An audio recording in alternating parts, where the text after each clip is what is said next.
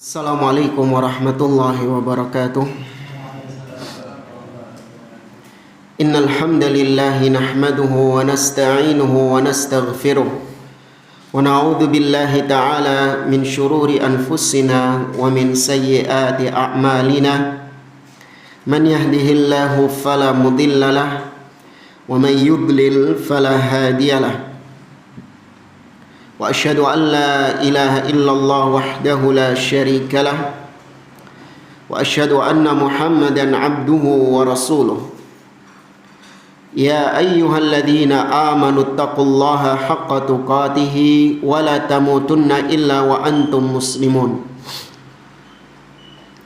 Ya ayyuhan nasu taqu rabbakumul ladzi khalaqakum min nafsin wahidah wa khalaqa minha zawjaha wa batha minhuma rijalan katsiran wa nisaa'a wattaqullaha alladzi tasaaluna bihi wal arham innallaha kana 'alaikum raqiba. Ya ayyuhalladzina amanu taqullaha wa qulu qawlan sadida yuslih lakum a'malakum wa yaghfir lakum dhunubakum wa may yuti'illaha wa rasulahu faqad faza fawzan 'azima. Amma ba'd, fa inna asdaqal hadithi kitabullah wa khairal hadi hadi Muhammadin sallallahu alaihi wasallam wa syarral umuri muhdatsatuha wa kullu muhdatsatin bid'ah wa kullu bid'atin dhalalah wa kullu dhalalatin finnar. Ikhwani fillah rahimani wa rahimakumullah.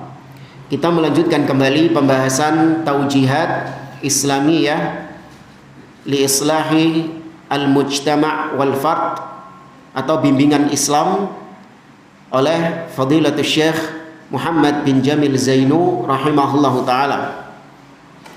Pada pertemuan yang lalu kita telah membahas tentang kaifa tusalli 'alal mayyit. Bagaimana Anda melaksanakan sholat kepada jenazah. Ya, kita sampaikan beberapa poin-poin yang berkaitan dengan kaifiyah sholat jenazah.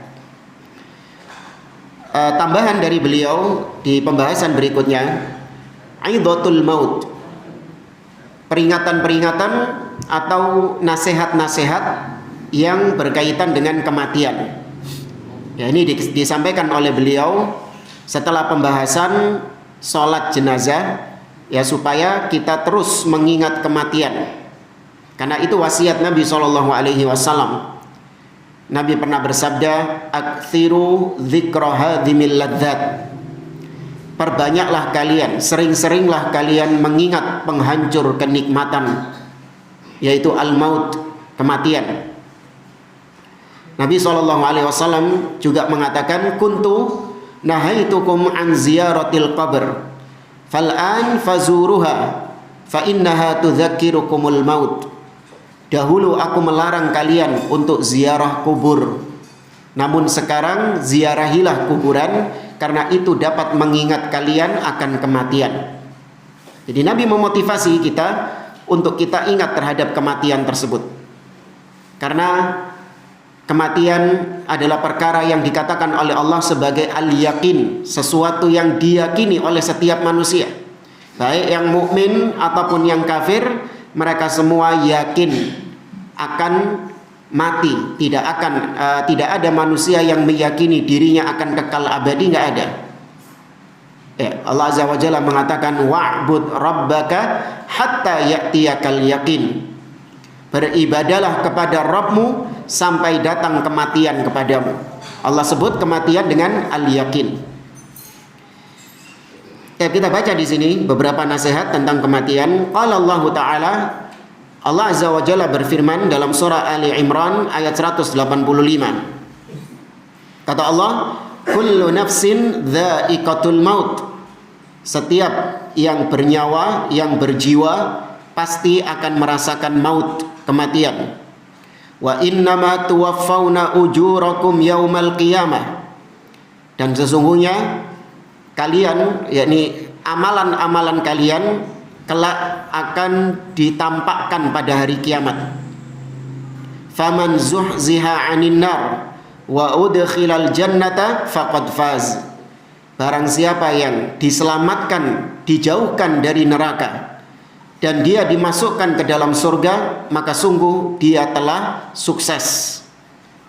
Ya, sungguh dia telah sukses, beruntung. Jadi seorang dikatakan sukses bukan ketika dia di dunia ini mendapatkan kebahagiaan, ya mendapatkan dunianya, pekerjaannya sukses, usahanya lancar, rezekinya lancar, ya, kesehatannya lancar. Oh, dia orang yang sukses. Ya, sukses di dunia tidak menjamin sukses di akhirat. Yang menjadi pemikiran, yang menjadi pikiran, perhatian, fokusnya seorang mukmin bukan hanya sukses di dunia, namun bagaimana dia sukses di akhirat.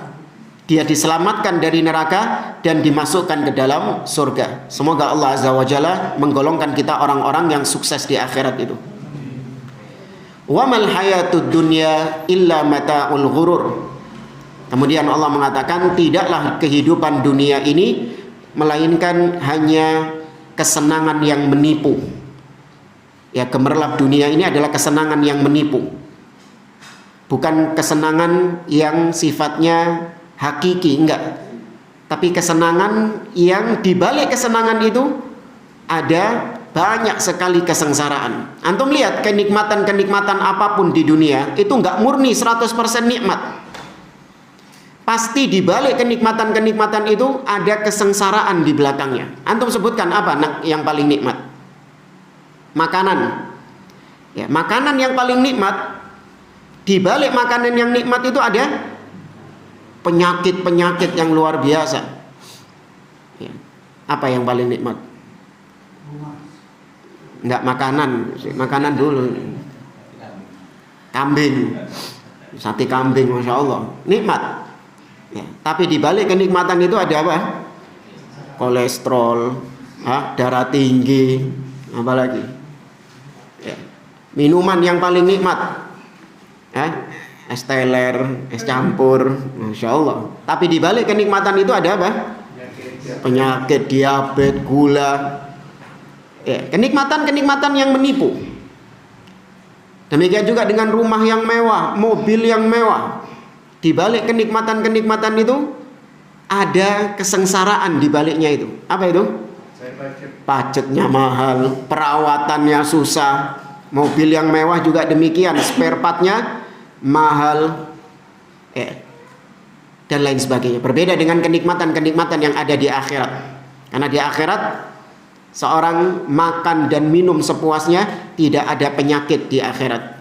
Ya, tidak ada sedikit pun kesusahan di akhirat. Makanya Allah katakan kehidupan dunia, kehidupan atau kesenangan yang menipu. Maka jangan tertipu dengan dunia. Kemudian di sini beliau membawakan beberapa bait syair. Qala syair, berkata seorang penyair, tazawwad lilladzi la budda minhu fa innal mauta miqatul ibad. Kata seorang penyair, berbekallah kalian, ya, berbekallah kalian dengan sesuatu yang pasti kalian akan mendapati sesuatu itu, akan mengalami sesuatu itu. Karena sesungguhnya kematian itu adalah hal yang dijanjikan pada setiap hamba. Ya, kematian ada yang pasti dijanjikan kepada setiap hamba. Kalau ada manusia yang diberi kehidupan abadi, seharusnya yang layak untuk mendapatkannya adalah Nabi Muhammad SAW. Tapi ternyata Nabi, Allah firmankan di dalam Al-Quran, innaka mayyitun wa innahum mayyitun. Kau wahai Muhammad mayyit, akan mati, dan mereka semua kelak juga akan mati. Wa tub mimma janaita wa anta hayyun, dan hendaklah engkau bersegera bertobat kepada Allah atas kejahatan-kejahatan, kemaksiatan-kemaksiatan yang kau lakukan ketika kau masih hidup. Atau tatkala kau mumpung masih hidup, bertobatlah kepada Allah atas semua kejahatan keburukan yang kau lakukan. Wa kun mutanabbihan qabla riqat, dan hendaklah kau menjadi orang yang senantiasa waspada senantiasa hati-hati sebelum datangnya ajal kepada kalian. Satandam in rahilta bi ghairi zad wa tashqa idh yunadikal munadi. Sungguh engkau akan menyesal ketika engkau pergi tanpa membawa bekal. Orang yang pergi nggak bawa bekal sampai tempat tujuan pasti apa? Nyesel. Itu antum merasakan ketika antum safar ya. Ketika safar jauh, ini pernah kita ketika safar jauh ditawari bekal makan sama ibu. Ini bawa makan. Gak usah wis, nanti beli di sana aja. Ya, daripada bawa bekal, gak usah, nanti beli di sana saja. Ternyata sampai rest area larang-larang panganannya. Mahal-mahal makanan ini, terus gak enak juga ini ya, menu-menunya juga menu yang gak saya sukai gitu. Di situ kita menyesal kenapa kita nggak bawa bekal. Tapi penyesalan di dunia itu enak, bisa diulangi lagi. Ya, kalau mau balik bisa. Ya, tapi kalau menyesal ketika kita berpindah dari dunia menuju akhirat, kemudian kita nggak bawa bekal, bisa balik lagi? Nggak bisa. Nggak ada namanya reinkarnasi dalam agama kita ya. Dalam agama kita nggak ada namanya second change, kesempatan kedua, kayak agama-agama Hindu atau Buddha itu. Dua-duanya ya, ada namanya reinkarnasi. Jadi kalau kita berbuat baik di dunia ini sekarang, kalau kita mati, maka nanti kita hidup menjadi orang yang lebih tinggi derajatnya, lebih tinggi levelnya. Mungkin jadi orang terhormat, terpandang, jadi pemimpin, penguasa misalnya. Tapi kalau di dunia ini sekarang kita banyak berbuat dosa, mendolimi orang, maka kalau mati dihidupkan lagi menjadi sesuatu yang lebih rendah, bahkan menjadi binatang. Ya, jadi binatang kata mereka. Nah, ini nggak ada dalam akidah kita. Orang yang meninggal maka tempatnya di alam barzakh. Tidak akan mungkin dia kembali lagi ke dunia ini. Tapi Allah sebutkan di dalam Al-Quran bahwa mereka yang mati minta untuk dihidupkan lagi. Kenapa? Karena mereka nggak bawa bekal. Allah mengatakan dalam surah Al-Mu'minun, hatta idza jaa ahadahumul maut qala rabbirji'un la'alli a'malu salihan fima tarak. Ketika mereka datang kematian kepada mereka, maka mereka mengatakan rabbirji'un, wahai Rabbku, kembalikan aku ke dunia. Buat apa mereka kembali ke dunia? Apa melanjutkan proyek-proyek mereka yang belum kelar? Melanjutkan cita-cita mereka yang belum selesai? Melanjutkan sekolah mereka yang belum rampung? Meraih gelar mereka yang belum selesai? Tidak. Mereka minta kembali ke dunia, satu permintaan mereka, la'alli a'malu salihan fima tarak, agar aku bisa mengerjakan amal-amal soleh yang dulu aku tinggalkan ketika di dunia. Yang dulu tidak aku kerjakan amal-amal soleh itu ketika di dunia. Berarti dia nggak punya bekal. Dia pengen balik lagi untuk memperbanyak bekal. Maka kata Allah, kalla innaha kalimatun huwa qailuha. Itu hanya ucapan mereka yang mereka ucapkan saja. Artinya kalaupun mereka dituruti kembali ke dunia, tetap mereka akan kembali berbuat dosa, tetap mereka akan meninggalkan amal soleh itu. Wa min waraihim barzakhun ila yaumi yub'atsun. Tapi yang ada di hadapan mereka sekarang adalah barzakh, yang terus akan mereka tempati barzakh itu sampai hari dibangkitkan, yaitu sampai hari kiamat. Kemudian wa tashqa idza yunadikal munadi. Sungguh kau akan menyesal ketika kau berpindah ke alam barzakh tanpa membawa bekal, dan kau akan sengsara ketika Allah memanggilmu. Maksudnya ketika kematian datang kepadamu, kau dipanggil sama Allah sedangkan kau tidak membawa bekal, tashqa, sungguh kau sengsara. Atarda antakuna rafiqa qaumin lahum zat wa anta bighairi zat. Apakah kau ridha kau menemani teman-temanmu, menemani kaummu yang mana kaummu ini membawa bekal, sedangkan kau yang ngoncoi mereka, ngancani mereka, justru kau yang tidak membawa bekal. Ya, ini beberapa renungan tentang kematian. Kita lanjut ke pembahasan berikutnya, yaitu tentang salatul idain fil musalla, tentang salat 2 hari raya di musalla. Apa musalla ini? Lapangan. Iya, bukan langgar. Itu cuman ada di Indonesia. Musalla artinya masjid kecil, langgar. Kalau masjid itu berarti besar. Nah, ini perbedaan seperti ini adanya di Indonesia saja. Kalau di masjid, kalau di luar sana, mau itu kecil mau besar, pokoknya itu tempat sholat maka disebut masjid. Ya, nggak ada dibedakan masjid sama musola, nggak ada. Meskipun penggunaannya ya sah-sah saja, karena al-musalla itu artinya adalah tempat sholat. Al-masjid artinya tempat sujud secara penggunaan bahasa. Buktinya kalau antum masuk musola di Indonesia ini, antum sholat tahiyatul masjid enggak? Hah? Bukan tahiyatul musola. Maka musola di sini artinya lapangan ya, tempat yang luas untuk melaksanakan sholat. Tapi kita baca dulu, kemudian nanti kita akan bahas lebih lanjut tentang hukum-hukum berkaitan dengan sholat hari raya. Karena Rasulullah sallallahu alaihi wasallam yakhruju yaumal fitri wal adha ilal musalla. Fa awwalu syai'in yabda'u bihi shalah.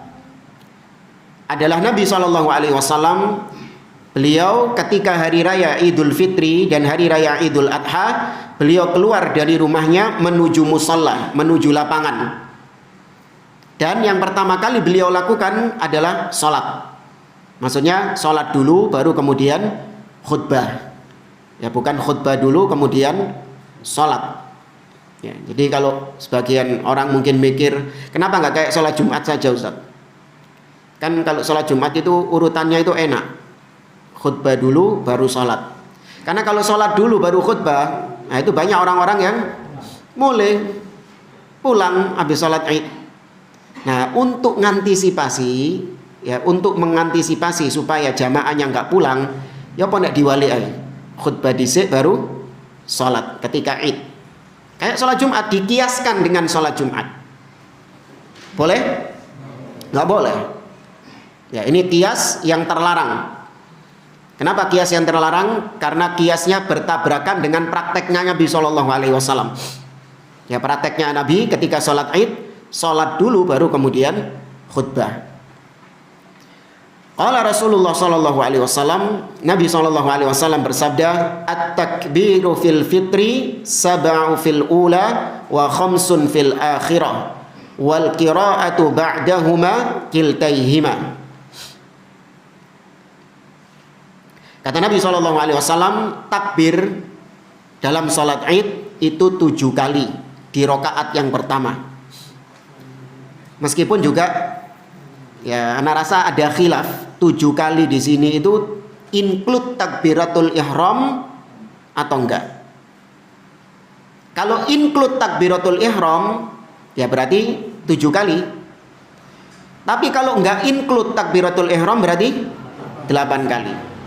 Ya, wallahu a'lam, mana baca di beberapa referensi ada yang menguatkan include takbiratul ihram, ada yang tidak include takbiratul ihram.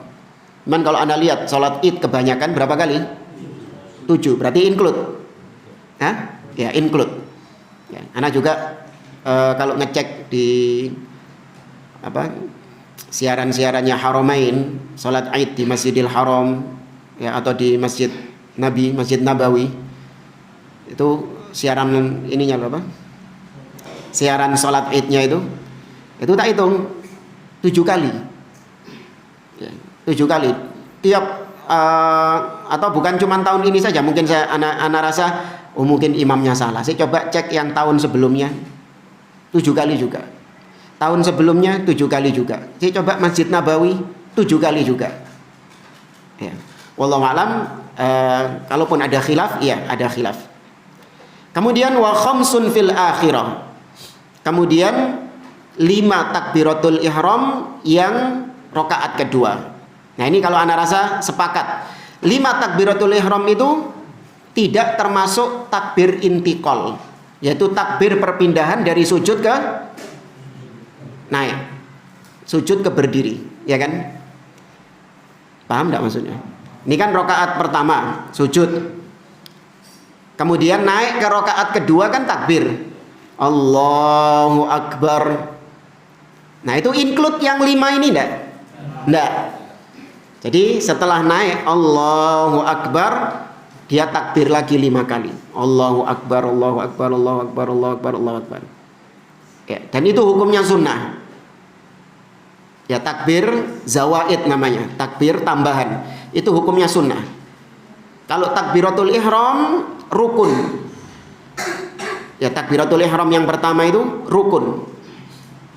Adapun takbir yang setelahnya itu sunnah. Kalau ditinggalkan sah nggak sholatnya? Tetap sah. Takbir tambahan itu. Ya, pernah di kejadian waktu anak ngecek di Masjid Nabawi itu, nggak tahu sholat Idul Fitri apa Idul Adha itu, bukan tahun lalu, kayak beberapa tahun yang lalu itu, imamnya meninggalkan takbir zawaid. Jadi begitu Allahu Akbar langsung surat Al-Fatihah. Wallahu a'lam, apa karena lupa atau memang sengaja dalam rangka untuk memberitahukan kepada kaum muslimin bahwa takbir tambahan itu hukumnya sunnah. Ya, dan tidak ada yang mengingatkan di belakang. Ya, kan di belakangnya imam itu kan syekh-syekh ya. Ya, para masyayikh di belakangnya imam itu. Kalau di Masjidil Haram, di Masjid Nabawi, itu nggak ada yang mengingatkan subhanallah. Subhanallah, enggak, karena memang itu bukan kewajiban dalam sholat, bukan rukun, bukan wajib, tapi dia sunnah. Wal qira'atu ba'dahuma kiltaihima. Kemudian setelah takbir baru membaca surat Al-Fatihah dan surat setelahnya. Amarana Rasulullah sallallahu alaihi wasallam amarana Rasulullah sallallahu alaihi wasallam an nukhrijahunna fil fitri wal adha. Kami diperintahkan oleh Nabi sallallahu alaihi wasallam untuk mengeluarkan wanita-wanita baik ketika Idul Fitri ataupun Idul Adha. Al-awatiq wal hayyat wa dzawatil khudur, baik dia itu gadis-gadis ataupun wanita-wanita yang haid atau wanita-wanita yang sedang dipinang atau dipengit, disuruh keluar ketika sholat Id, menyaksikan sholat Id. Meskipun yang haid nggak sholat, ya, tapi Nabi memerintahkan untuk ikut menghadiri sholat Id itu meskipun yang haid atau nifas tidak ikut melaksanakan sholatnya. Ini nanti jadi dalil para ulama yang menghukumi sholat Id itu wajib. Ada khilaf. Ya, ada sebagian ulama yang menghukumi sholat Id itu wajib berdasarkan hadis ini. Karena sampai-sampai wanita yang haid sekalipun disuruh apa? Disuruh hadir juga. Itu menunjukkan hukumnya wajib kata mereka, kata para ulama yang mewajibkan. Fa'amal hayyat fayatazilna shalah. Adapun wanita yang haid maka mereka meninggalkan salatnya. Wa yashhadnal khair wa da'watal muslimin. Dia tidak salat namun dia ikut hadir di situ bersama kaum muslimin, ya, dan dia ikut mendoakan kaum muslimin. Qultu ya Rasulullah, ihdana la yakunu laha jilbab. Kemudian ada salah seorang di antara para sahabat mengatakan, wahai Rasulullah, salah seorang di antara wanita-wanita kita itu tidak ada jilbab. Ya, mereka nggak punya jilbab. Ini saking kondisi para sahabat sampai sedemikian, mereka sampai tidak memiliki jilbab. Artinya jilbab yang layak untuk dipakai sholat Id. Karena sunnahnya sholat Id itu mengenakan pakaian yang indah, pakaian yang bagus. Meskipun juga nggak lebay juga. Ya, jilbabnya warna pink, terus warna apa lagi?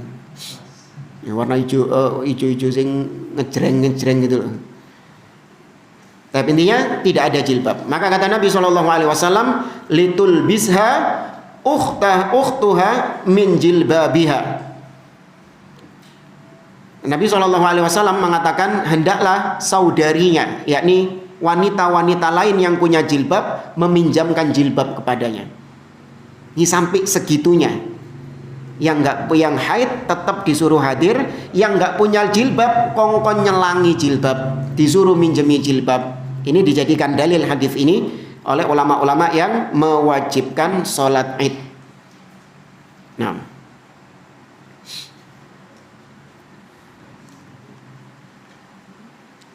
kemudian kita lanjutkan, yustafadu minal ahadits. Dari hadis tadi kita mengambil kesimpulan salatul aidain rakaatan. Salat id itu 2 rakaat. Yukabbiru fihal musalli sab'a takbiratin awal rakaatil ula. Wa khamsu takbiratin fi awal rakaati tsaniyah. Salat id 2 rakaat. Orang yang salat id dia bertakbir tadi di rakaat pertama 7 kali, di rakaat kedua 5 kali. Wa takunu ma'al imam, dan itu bersama imam. Jadi kalau imam meninggalkan takbir 7 kali, takbir 5 kali, maka makmum juga meninggalkannya. Ya, jangan takbir dewe. Ya, imam harus diikuti. Kemudian kesimpulan kedua, salatul id takunu fil musalla. Salat id itu dilakukan di musalla, di tanah lapang. Wa huwa makanun qaribun minal Madinah. Dulu di zaman Nabi SAW, Nabi melaksanakan salat id itu di lapangan dekat Masjid Nabawi. Ya, masih dekat dengan Masjid Nabawi. Padahal Masjid Nabawi juga kalaupun Nabi mau di situ bisa menampung. Ya, tapi Nabi memilih di lapangan. Yakhruj ilaihi Rasul sallallahu alaihi wasallam li salatil aidain. Nabi keluar dari rumahnya menuju ke lapangan itu untuk melaksanakan salat id. Wa yakhruju ma'ahu as-sibyan wan nisa asyabat. Dan ikut bersama Nabi salat id adalah para anak-anak kecil, bocah-bocah, wanita-wanita yang masih muda, hatta nisa al-ma'dzurat bil haid. Bahkan wanita-wanita yang sebenarnya dia dapat udzur karena haid, tapi dia tetap ikut dalam atau ikut di lapangan itu menyaksikan salat id. Qala al-Hafidz fil Fath, berkata Al-Hafidz Ibnu Hajar Al-Asqalani dalam Fathul Bariyah, wa fihi al-khuruj ila al-musalla wa la yakunu fil masjid illa an darurah. Kata Ibnu Hajar Al-Asqalani, dalam hadis tadi ada peraturan dalam salat id, yaitu dilaksanakan di lapangan, tidak dilaksanakan di masjid kecuali darurat. Ya, kecuali darurat. Seperti misalnya hujan, ya, sudah disiapkan lapangannya, tapi ternyata hujan menyebabkan lapangannya becek. Ya, maka boleh ketika itu di masjid. Atau udzur-udzur yang lain yang mengharuskan di masjid. Kayak misalnya di Bali, di lapangan-lapangan itu kan pasti ada tempat tinggi-tinggi itu, pasti ada.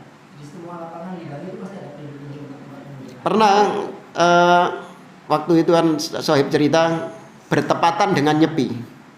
Oh, mana? Tapi yang pasti kalau di Bali itu tiap lapangan pasti ada tinggi untuk tempat sembahyang. Nah itu bagaimana sih? Apakah lebih baik di masjid atau tetap dilakukan di lapangan? Itu tempat untuk naruh sajen gitu. Iya.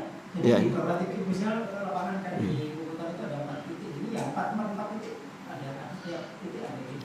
Nah, maksudnya tempat tersebut memang dikhususkan untuk ibadah mereka atau umum? Ya, kan memang kalau tempat-tempat semua tempat sebenarnya kalau di Bali itu semua tempat pasti ada tempat untuk sembahyang. Ya nggak apa-apa sih. Kalau misalnya tempat itu Sebenarnya memang itu untuk olahraga, untuk ya umum kan berarti kan nggak masalah. Tapi setiap pagi ada kayak saja. pasti ada. Iya, tapi ya di tempatnya sajen itu kan Di situ aja. Di situ. dalam artian lapangan tersebut tidak dikhususkan buat ibadah mereka kan. Iya, itu maksud saya. Nah, ini disebutkan oleh Syekh Muhammad bin Abdul Wahab dalam kitab Tauhid tentang larangan menyembelih di tempat sesembelihan yang bukan untuk Allah Subhanahu wa taala. Ya, dilarang menyembelih di tempat yang di situ terjadi penyembelihan kepada selain Allah Subhanahu wa taala. Nah, dari hukum itu ditarik seorang yang melaksanakan ibadah di tempat yang di situ Allah dipersekutukan, maka sebaiknya maka tidak diperbolehkan. Tapi kalau itu tempat umum, ya, tempat umum bukan khusus ibadah mereka, maka dihukumi tempat umum. Itu maksud saya dulu teman pernah cerita kalau berbarengan antara Idul Fitri atau Idul Adha dengan Nyepi. Sholat Jumat sering. Enggak, ini Lebaran. Ya, Idul Fitri. Itu pernah terjadi, katanya ya situ syaratnya nggak boleh pakai speaker dan harus di dalam masjid. Ya, harus di dalam masjid. Berangkat ke masjidnya nggak boleh naik motor, harus berjalan kaki. Nah, ini kondisi darurat. Apa? Apanya ini? Oh iya, itu nggak boleh pakai motor, harus jalan. Teman cerita kayak gitu. Allahul musta'an. Baik, jamaah rahimani wa rahimakumullah, ini yang disampaikan oleh Syekh Muhammad bin Jamil Zainu rahimahullahu taala. Baik, kemudian kita bahas beberapa pembahasan berkaitan dengan Aid.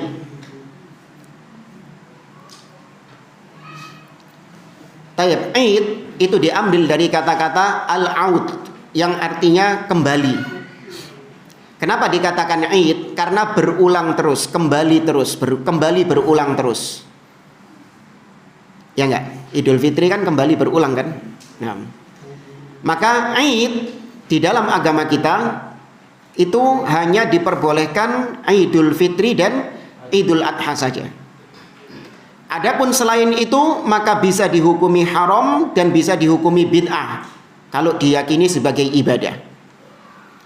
Makanya Aid diistilahkan oleh para ulama kullu syai'in ya'udu li dzatihi zamanan au makanan. Segala sesuatu yang berulang kembali secara zatnya.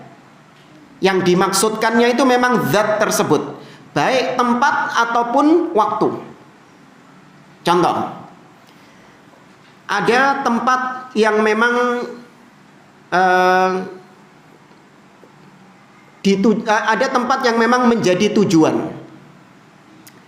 Ada rumah, di mana rumah ini adalah, atau jangan rumah lah, tempat ya kayak restoran lah, ya kayak restoran. Ada suami dan istri, dia itu janjian, kita nanti ketemu di tempat ini. Kenapa di tempat ini? Karena disinilah tempat pertama kali kita bertemu. Memang yang dimaksud sama dia, yang dituju sama dia adalah tempat tersebut. Dengan alasan tempat inilah yang menjadi tempat pertama kali kita bertemu di situ. Itu sudah dikatakan sebagai Aid. Ya, secara makan, secara tempat. Adapun secara zaman, secara waktu, ya suami istri tadi merayakan anniversary. Paham ya?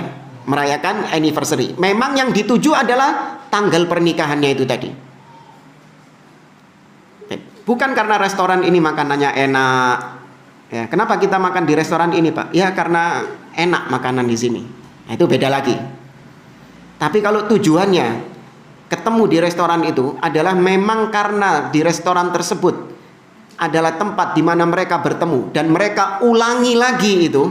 Nih, idnya dari sisi apa? Diulangi lagi.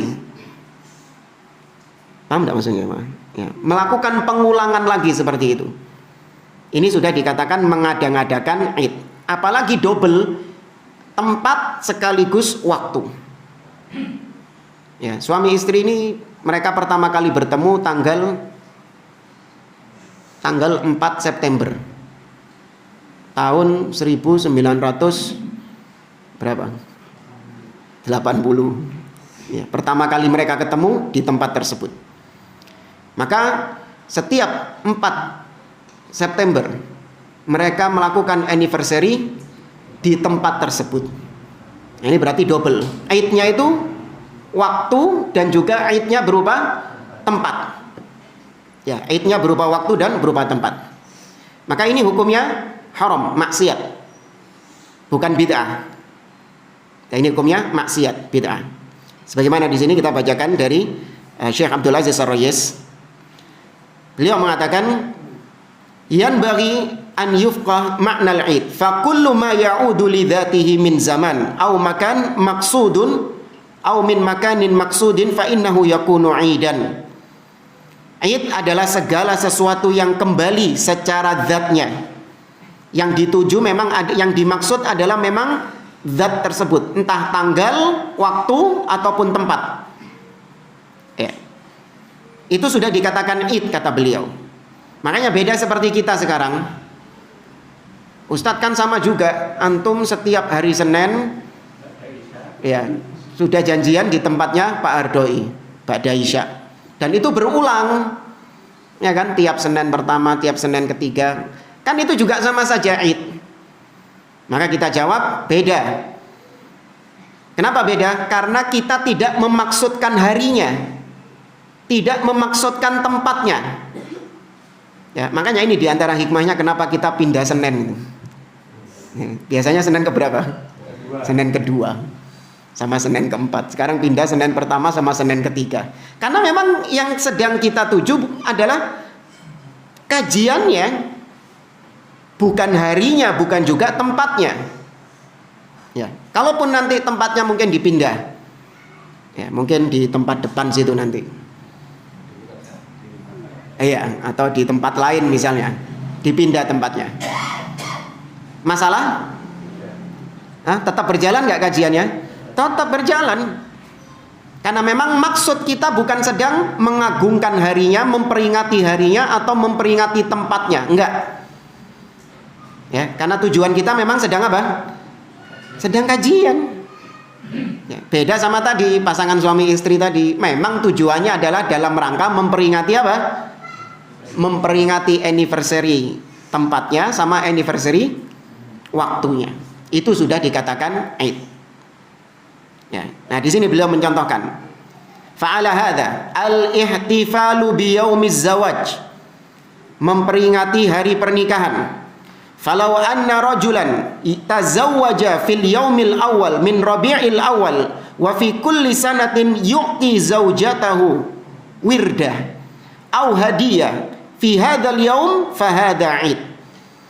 Kalau ada seorang pasangan suami istri menikah di tanggal 1 Rabiul Awal, contohnya ini, tanggal 1 Rabiul Awal, maka di setiap tahun tanggal 1 Rabiul Awal, maka suami memberikan bunga kepada istrinya atau memberikan hadiah kepada istrinya, maka itu sudah dikatakan 'id. Ya, kata beliau, fa hadza 'idun li'anna zaman maksud. Karena yang dimaksud, yang dituju sama suaminya itu memang apanya? Waktunya. Ya, waduh, berarti nggak boleh ngasih bunga kepada istri.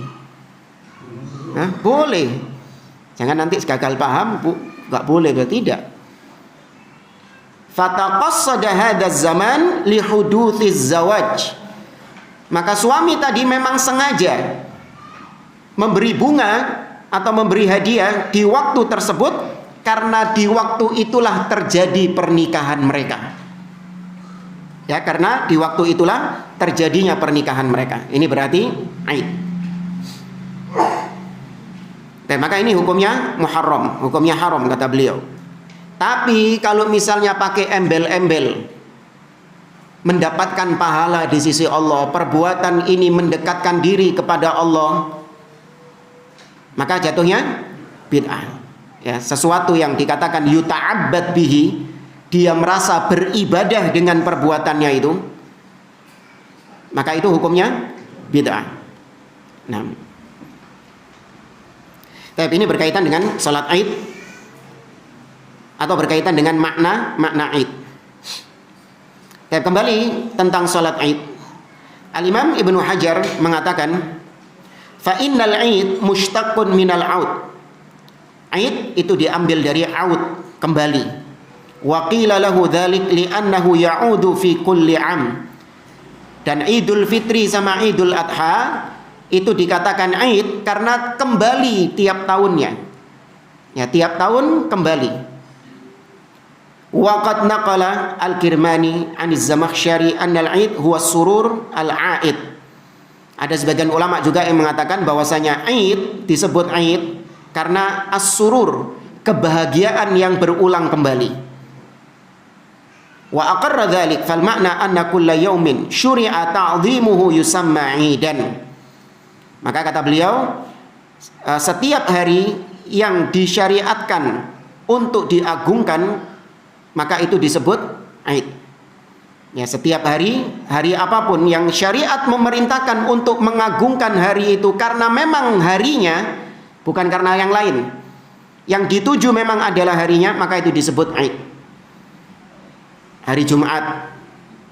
Ya, memang secara harinya itu Id. Kemudian hari Idul Fitri, Idul Adha. Ya, itu memang yang sedang kita rayakan apanya? Harinya, waktunya. Haji juga. Apa itu? Haji juga. Ya, Haji Idul Adha. Ya, Haji Idul Adha. Nah, kemudian hari raya kaum muslimin, ya hari raya yang tahunan ya. Kalau hari raya pekanan, hari Jumat itu. Adapun hari raya tahunan yang diperingati hanya 2 saja. Ya, sebagaimana hadis Anas bin Malik, beliau menceritakan qadima Rasulullah sallallahu alaihi wasallam al-Madinah. Nabi ketika hijrah ke Madinah, walahum yauman yal'abuna fihima fil jahiliyah. Sedangkan orang-orang Ansor, sahabat-sahabat Ansor, ketika itu mereka sudah punya hari raya sebelum mereka masuk Islam, yaitu ketika mereka masih jahiliyah. Mereka punya hari raya, 2 hari raya yang mereka bersenang-senang di hari raya itu. Faqala, kemudian Nabi mengatakan, innallaha qad abdalakum bihima khairan minhuma. Sesungguhnya Allah telah mengganti untuk kalian 2 hari raya kalian dengan 2 hari raya yang lebih baik daripada hari raya kalian.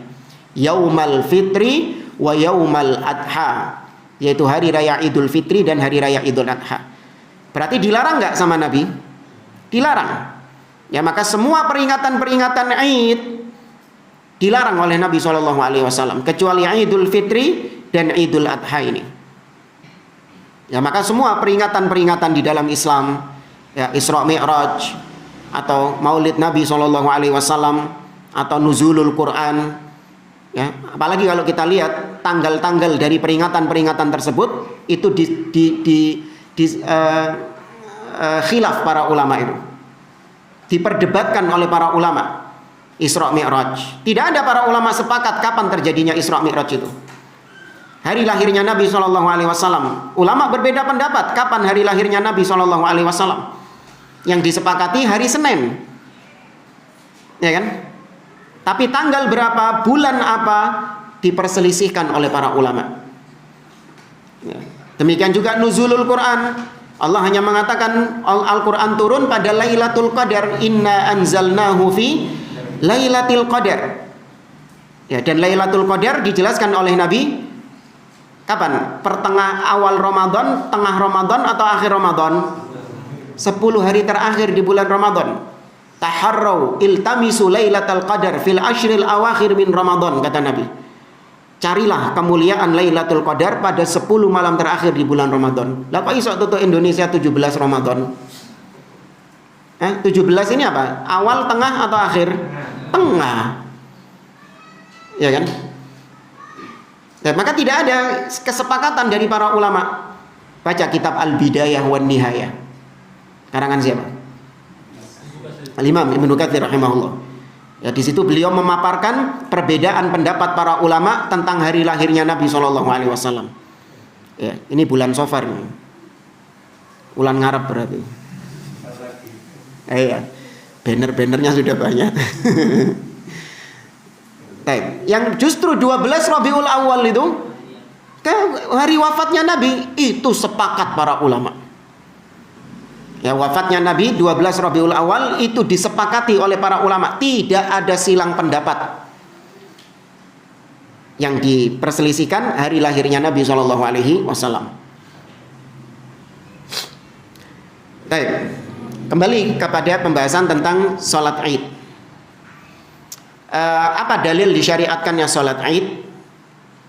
Yang pertama, kalau dari Al-Quran, para ulama menggunakan atau berdalil dengan firman Allah surat Al-Kautsar, yaitu fasalli li rabbika wanhar, salatlah untuk Rabbmu dan menyembelihlah.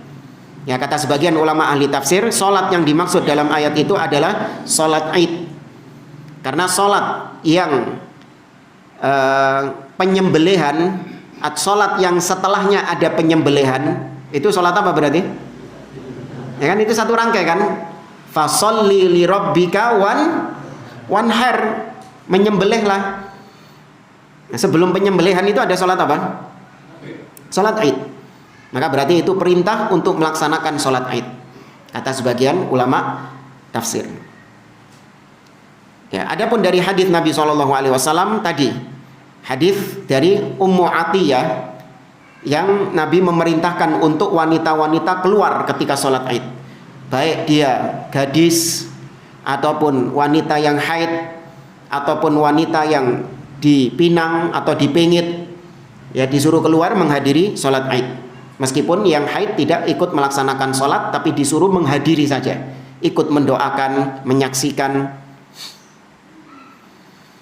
Kemudian para ulama khilaf tentang hukum sholat Id, Idul Fitri sama Idul Adha. Nggak ada Idul Ghadir ya, Idul Bid'ah itu. Ya, Idul Bid'ah, Idul Ghadir. Hari rayanya siapa? Syiah, qatalahumullah. Kapan? 18 Dzulhijjah. Nah, ya ketika peristiwa Ghadir Khum 18 Dzulhijjah itu dirayakan. Bahkan mereka mengatakan Idul Ghadir ini lebih mulia daripada Idul Fitri dan Idul Adha. Nauzubillah. Ya, ini bid'ahnya kaum Syiah Rafidhah. Para ulama khilaf tentang hukum salat Id. Yang pertama fardu ain. Salat Id fardu ain. Yang kedua fardu kifayah. Dan yang ketiga sunnah muakkadah. Dan yang kuat adalah sunnah muakkadah. Berdasarkan hadis dari Talha bin Ubaidillah, bahwasanya pernah suatu ketika Nabi SAW didatangi oleh seseorang dan bertanya kepada Nabi SAW, yaitu tanya tentang salat apa yang diwajibkan. Maka Nabi mengatakan khamsu salawatin fil yaumi wal lailah. 5 salat di setiap hari dan setiap malam. Sehari semalam. Ya, 5 salat ini ya salat 5 waktu. Kemudian kata orang ini, hal alayya ghairuha? Apakah ada salat yang wajib lagi selain yang 5 ini? Maka Nabi mengatakan la illa anta tawwa'a. Tidak ada, kecuali kalau kau mau nambah sholat, maksudnya sholat sunnah. Berarti di sini ditegaskan Nabi mengatakan yang wajib, yang fardu cuma 5 saja. Ya, selain itu hukumnya tatawwu, sunnah.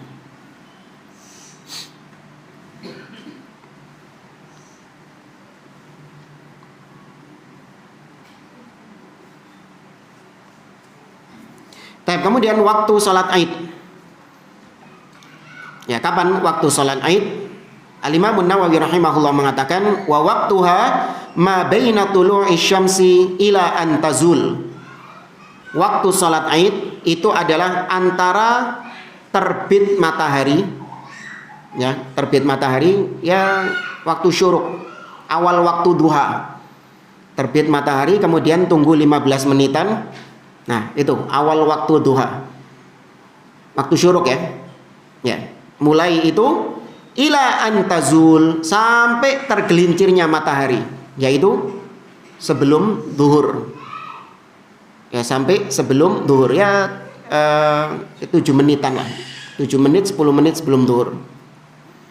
Wal afdal an yuakhiraha hatta tartafi asy-syams qida rumhin.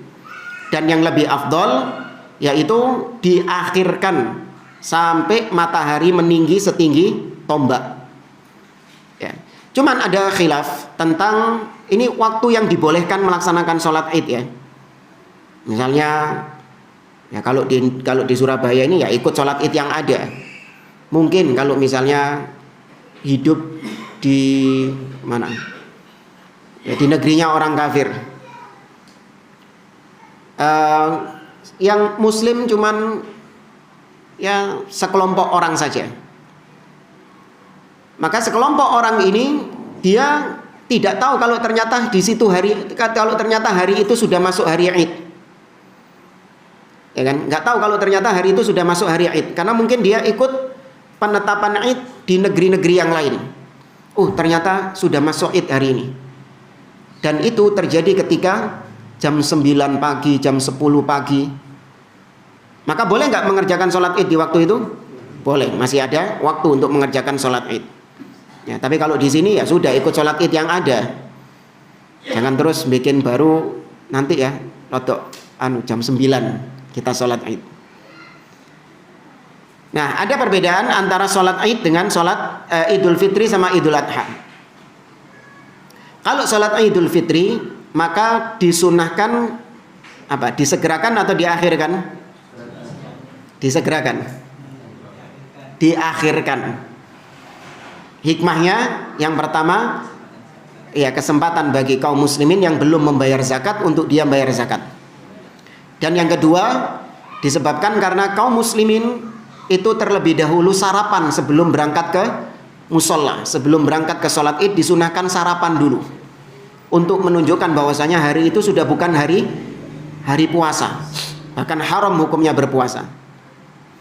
Kalau sholat Idul Adha maka disunahkan untuk disegerakan, bukan ditunda.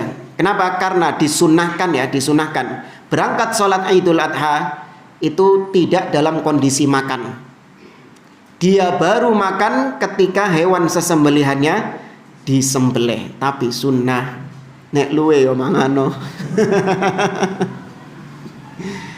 Ayo, apalagi kalau Idul Adha lama kambingnya nanti mungkin baru disembelih siang atau mungkin besoknya, ya kan? Karena sudah banyak capek tukang jagalnya, ditunda besok.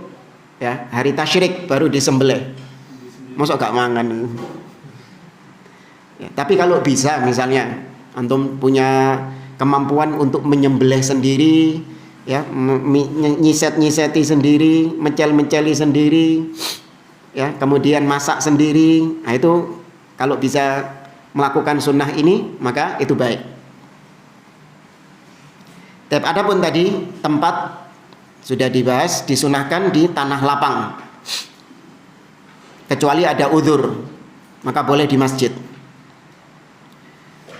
Ya, kemudian tata cara sholat Id juga tadi sudah disampaikan, yaitu dikerjakan dengan 2 rakaat dengan takbir tambahan 7 kali di rakaat pertama dan 5 kali di rakaat yang kedua, dan itu pun hukumnya sunnah, tidak wajib. Nah, adapun mengangkat tangan ketika takbir. Ya, mengangkat tangan ketika takbir. Allahu Akbar. Bedakan antara takbir dengan mengangkat tangan. Takbir itu adalah ucapan Allahu Akbar. Kalau takbiratul ihram itu rukun. Ya, tapi kalau mengangkat tangan sunnah. Ya, mengangkat tangannya sunnah. Maka seorang ketika sholat Id dia tidak mengangkat tangan ketika takbir tambahan, sah sholatnya? Sah. Ya, dia hanya bertakbir saja, Allahu Akbar, Allahu Akbar, Allahu Akbar, tanpa mengangkat tangan, itu sah. Dan biasanya anak kalau jadi imam kayak gitu. Soalnya apa? Enak, tangan bisa ngitung. Tangan bisa dipakai buat ngitung gitu. Soalnya kadang lupa, hitungannya itu hilang. Ya, kadang hitungannya itu hilang. Wah, ini 3 atau 4 ini. Tapi wis paling 4 ini. Kok nek salah lak dielingno. Yang loading ngangkat apa enggak? Kenapa? Yang loading yang mana? Ya sunnah hukumnya. Yang loading yang kuatnya. Ya dua-duanya boleh, tapi yang satunya lebih afdol sunnah. Yang satunya bukan bid'ah berarti ya, bukan. Maksudnya yang satu ya sunnah hukumnya. Artinya kalau ditinggalkan pun juga tidak membatalkan sholat tersebut. Ya. Kemudian apakah ada zikir-zikir di sela-sela takbir itu? Ini ada khilaf di antara para ulama. Ya, tapi wallahu a'lam, sebagian ulama di antaranya Syekh Muhammad bin Shalih Al-Utsaimin, beliau menganggap atau beliau berpendapat tidak ada zikir-zikir khusus di antara takbir-takbir tambahan tersebut. Cuman beliau tidak mengingkari kalau ada yang berzikir, entah dia bertasbih atau dia bertahmid, ya, atau dia ya intinya memuji Allah Subhanahu wa taala di antara zikir-zikir tadi, beliau tidak menyalahkannya. Karena memang terjadi khilaf di antara para ulama. Cuman yang lebih rajih tidak ada zikir-zikir antara bacaan-bacaan salat itu, bacaan-bacaan takbir itu. Dan kemudian surat apa yang dibaca oleh Nabi SAW ketika salat Id? Ada beberapa riwayat, di antaranya Nabi ketika salat Id itu seringnya Nabi membaca surat Qaf di rakaat yang pertama, kemudian di rakaat yang kedua Nabi membaca Al-Qamar. Ya, iqtarabatis sa'atu wan syaqqal qamar. Man anak kira jarang ya. Ya. Nah, yang banyak yaitu Nabi membaca surat Al-A'la, Sabbihisma rabbikal a'la, dan juga surat Al-Ghasyiyah.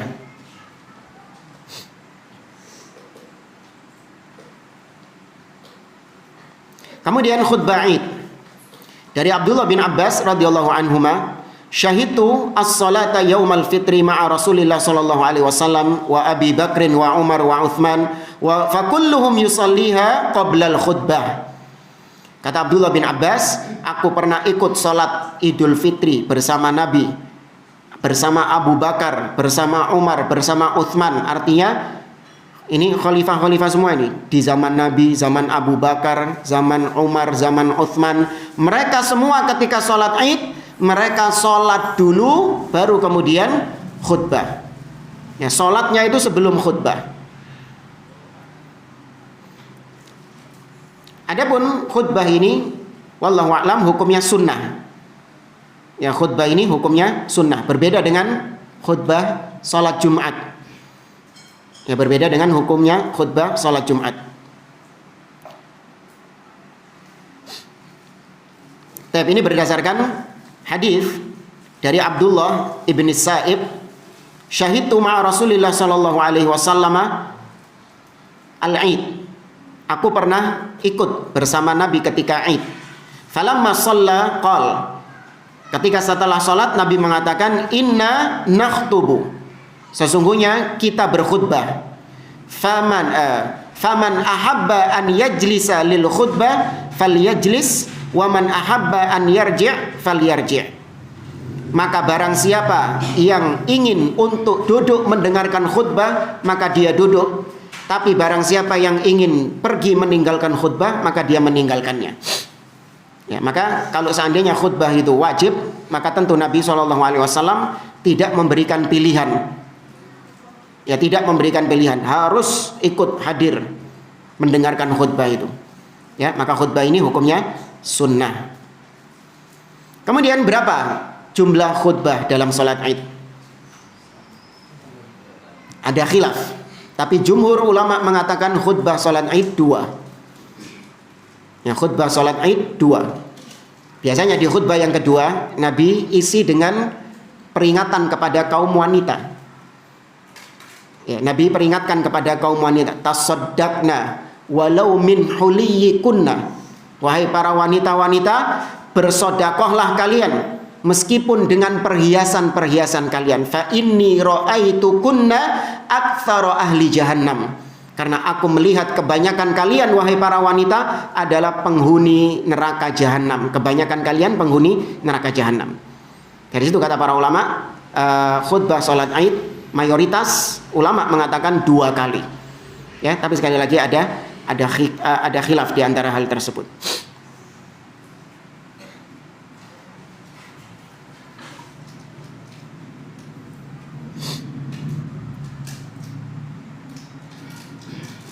Dan beberapa hukum-hukum lain berkaitan dengan salat Id, mungkin kalau ada waktu pertemuan depan insyaallah kita bahas. Ya, tentang sholat Id bagi yang masbuk atau kalau sholat Id bertepatan dengan hari Jumat. Ya, dan beberapa hukum-hukum lain yang berkaitan dengan sholat Id. Wallahu a'lam. Mungkin ini bisa kita lanjutkan di pertemuan berikutnya. Barangkali dari permasalahan sholat Id yang disampaikan ada yang kurang jelas, silakan.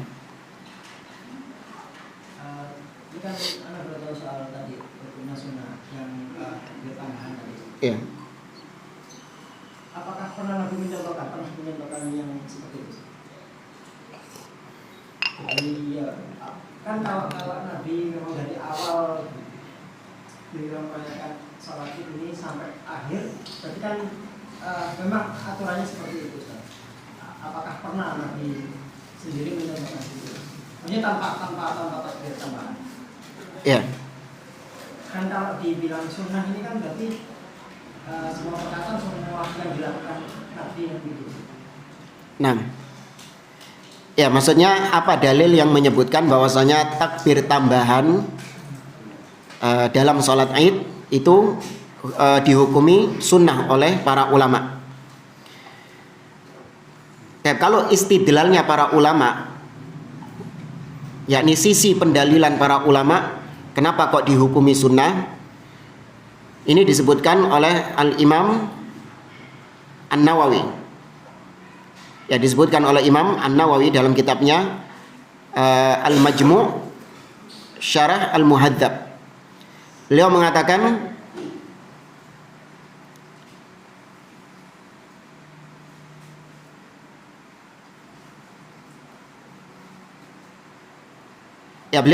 amal ahkamu fa salatul Id rak'atani bil ijma' wa sifatuha al-mujzi'ah ka sifati sa'iris sholawat wa sunaniha wa hayatiha. Kata beliau bahwasanya hukum yang berkaitan dengan sholat Id itu disepakati oleh para ulama hanya 2 rakaat saja. Adapun sifat-sifat sholat Id itu sama seperti sifat-sifat sholat pada umumnya. Jadi rukun-rukunnya, wajib-wajibnya, sunnah-sunnahnya atau sebelumnya, syarat-syaratnya, rukun-rukunnya, wajib-wajibnya, sunnah-sunnahnya, itu kata Imam Nawawi sama seperti sholat-sholat yang lain. Ya. Nah, kalau kita lihat sholat fardu, maka yang wajib itu adalah yang rukun itu adalah takbir apa toh? Takbiratul ihram toh. Itu yang jadi rukun. Adapun takbir intiqal, perpindahan dari satu gerakan ke gerakan yang lain, itu wajib, bukan rukun. Ya, tapi dia hukumnya wajib. Dibahas ya di rumahnya Pak Hasan, bedanya rukun sama wajib kan? Nggak bingung kan? Ya. Maka dengan demikian kata Imam Nawawi, berarti takbir tambahan yang 7 kali dan 5 kali itu juga dihukumi bukan termasuk takbiratul ihram, bukan pula termasuk takbir intiqal. Maka berarti hukumnya sunnah. Ya, itu kalau Anda lihat sisi pendalilannya di situ. Dan kalau dilihat dalil, maka dari perkataan Imam Nawawi tadi disebutkan ijma'. Berarti sudah ada ijma' kesepakatan, dan ijma' itu juga apa? Dalil. Ya, ijma' itu juga dalil.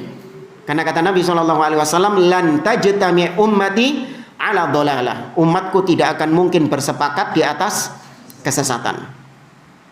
Ya. Wallahu a'lam. Cuman kalau antum nyari dalil yang Nabi bersabda inna takbirat zawaid sunnah, ini tidak ada antum nyari dalil kayak gitu. Maksudnya Nabi apakah pernah mencontohkan cuma sekali seperti Imam? Oh, contohnya dari Nabi. Iya. Tidak ada. Kalau di riwayat para sahabat, beliau yang sholat bersama Nabi SAW, beliau bertakbir 7 kali dan bertakbir 5 kali. Kan ditakbirkan malah jadi bid'ah, karena membuatnya tata cara baru seperti kan sholat gerhana kan sudah kesempatannya ini. Nah, apakah sama Kak?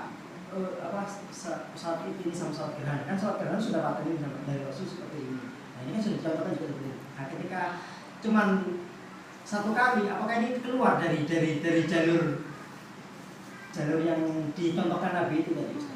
Maksudnya. Ya meskipun Nabi SAW tidak memerintahkannya dan juga Nabi SAW tidak mencontohkannya, bukan berarti kemudian dihukumi sebagai wajib atau dihukumi sebagai rukun. Ya, ada hal-hal yang Nabi SAW tidak pernah meninggalkannya. Seperti misalnya sholat 2 rakaat sebelum fajar, sebelum subuh, sholat sunnah sebelum subuh. Bahkan ketika Nabi safar sekalipun Nabi tetap mengerjakannya. Tapi sepakat para ulama menghukumi sholat itu sholat sunnah sebelum subuh hukumnya sunnah, padahal Nabi tidak pernah meninggalkannya. Ya, makanya itu tadi kalau lihat istidlal, pendalilan para ulama kenapa dihukumi sunnah, wallahu a'lam. Mungkin ada riwayat-riwayat lain yang nggak disampaikan di sini, bisa jadi wallahu a'lam. Cuman kalau sudah ijma, maka ya sudah kita terima itu. Paham ya? Bahkan ijma ini lebih kuat daripada hadis yang mentah atau ayat yang masih mentah. Ijma ini lebih kuat daripada hadis atau daripada Al-Quran. Kenapa demikian? Karena hadis dan Al-Quran itu ibarat masih mentahnya. Terkadang kalau kita hanya berdalil dengan Al-Quran, bisa saja ternyata itu ada yang mansuh. Tahu ya? Sudah dihapus ayat tersebut secara hukumnya. Sehingga kalau kita tetap ngotot berdalil dengan itu, maka jatuhnya haram. Hadis juga demikian, ketika kita hanya bersandar dengan hadis, maka bisa jadi hadis tersebut ternyata kekhususan Nabi SAW. Ya, tidak boleh dipraktekkan sama selain Nabi. Seperti Nabi kalau ketika melewati kuburan, ya, kemudian Nabi mengatakan ini diadab 2 orang ini. Kemudian Nabi letakkan pelepah kurma. Hadisnya ada sahih. Tapi apa lantas kemudian kita tiru? Tidak. Ya, maka ijma ini itu justru lebih kuat karena sudah matang, produk hukumnya sudah matang. Ya, beda dengan sunnah dan Al-Quran. Ini jangan nanti salah paham. Wah, berarti antum lebih mengedepankan ulama daripada Allah dan Rasulnya. Bukan. Enggak seperti itu. Ini bagi kita yang awam. Jelas ya? Bagi kita yang awam, ijma itu sudah matang. Karya apa? Tinggal makan. Tinggal diamalkan. Adapun Al-Quran, dalil Al-Quran dan dalil hadis, ini bagi kita yang awam itu masih menjadi bahan baku.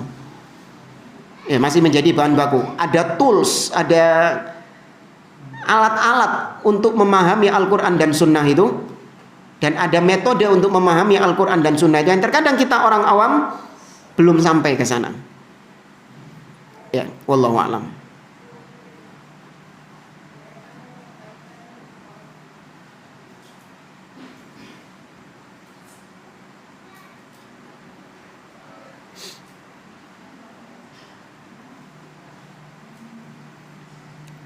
Ya. Bagaimana kalau di Apa ya?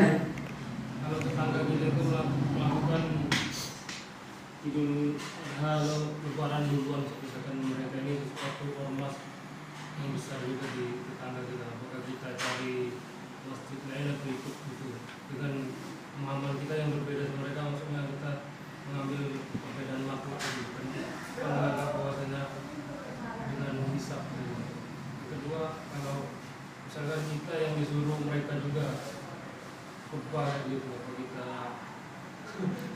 ikut mereka atau kita tolak aja udah. Kita dia mendakwai mereka atau kita tolak, kita cari masjid lain. Ya.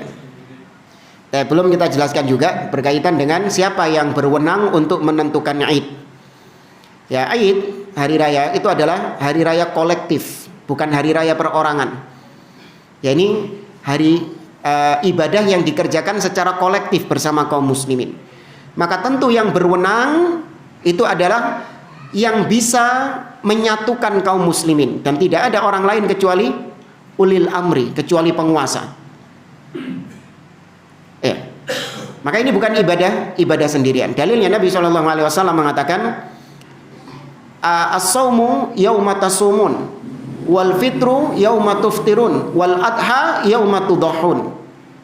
Kata Nabi SAW, puasa adalah hari di mana kalian semua berpuasa bareng. Idul Fitri adalah hari di mana kalian semuanya tuftirun, sarapan. Nah, karena artinya Idul Fitri itu artinya adalah kembali makan. Sedangkan hari raya Idul Adha adalah hari di mana kalian menyembelih. Nabi katakan kalian, ini berarti kolektif, bukan perorangan. Kemudian praktek dari Nabi dan para sahabatnya, bahwasanya yang berhak menentukan Id adalah penguasa, yaitu hadis Abdullah bin Umar radhiyallahu taala anhuma. Abdullah bin Umar mengatakan, tara an-nasu al-hilal. Manusia ketika itu melihat hilal. Fa akhbartun Nabiy sallallahu alaihi wasallam anni qad ra'aituhu. Maka aku kabarkan kepada Nabi bahwasanya aku melihat hilal. Nabi ketika itu pemimpin di Madinah. Kemudian Abdullah bin Umar mengatakan, fasamahu wa amaron nasa bisiyamihi. Maka Nabi pun memulai puasa dan memerintahkan sahabat-sahabat untuk berpuasa juga. Maka di sini diambil kesimpulan, Idul Fitri, Idul Adha itu yang berhak menentukannya adalah penguasa, bukan ormas. Ya, bukan perorangan, tapi penguasa. Maka sikap kita tetap mengikuti keputusan waliul amr. Apalagi di negeri kita, pemimpin sudah menggunakan cara yang sesuai dengan sunnah dalam menentukan Id, yaitu dengan apa? Ru'yatul hilal. Ya, karena demikian Nabi mengatakan, sumu li ru'yatihi wa aftiru li ru'yatihi, fa in ghumma 'alaikum fa akmilul 'iddata 30. Berpuasalah karena melihat hilal, dan beridul fitrilah karena melihat hilal. Apabila tidak nampak, maka sempurnakan bilangan menjadi 30. Jangan dikatakan hisab belum ada di zaman tersebut. Ada hisab. Ya, ada hisab. Allah sendiri mengisyaratkan lita'lamu adadas sinina wal hisab, supaya kalian mengetahui jumlah tahun dan perhitungannya. Sudah ada metode hisab itu di zaman Nabi SAW. Tapi kenapa nggak dipakai sama Nabi? Kalau dikatakan ini metode yang lebih akurat, maka kenapa nggak dipakai sama Nabi SAW? Taruhlah beda Ustadz, hisabnya di zaman Nabi sama di zaman sekarang beda. Tayyib. Kalau beda, apakah Allah tidak tahu kalau nanti ada namanya syariat, ada namanya ilmu hisab? Kenapa Allah Subhanahu wa taala tetap mengukuhkan syariat berpuasa dan Idul Fitri dengan melihat hilal? Kenapa tidak dimutlakkan seperti sholat 5 waktu misalnya? Ya, sholat 5 waktu syariatnya adalah dengan melihat tanda-tanda yang ada. Tidak diharuskan melihat matahari. Cukup dengan melihat tanda-tanda itu sudah bisa menentukan sholat 5 waktu tersebut. Nggak ada perintah untuk harus ngelihat matahari, enggak.